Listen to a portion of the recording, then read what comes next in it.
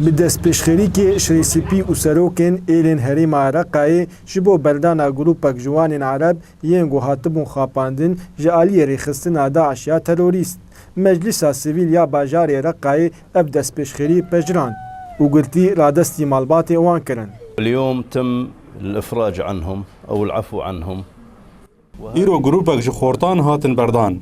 اف جروب تهفل داعشي بو. اف قاوايا بيروزه جاليه مجلس رقايفه وجاليه روسبي وسروك ايلين رقايفه.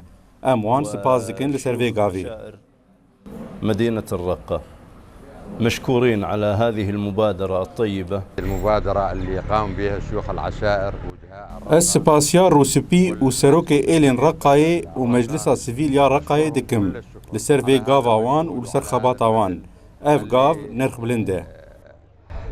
ما يتقدر بثمن. جوان ينگو هاتن بردان حمو 8 حجده سالی بو و بنگاف تی وکا درفتک شوان جوانان را تاگو وگرن جیانا خوی سروشتی.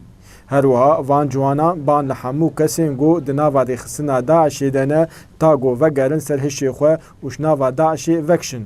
كخذ يعني لا يوصف، شعور ممتع مفرح جدا. هستي من ناين بسندان از قلكي بكيفم كيف عم تيرا سوريا قشي دكه از شيرتان لكسن قو تف داعشي بومدكم قو او بسر هشي خفبين وجناف داعشي دركفن. والله ما حد راح يديهم مثل مثقال الشعره.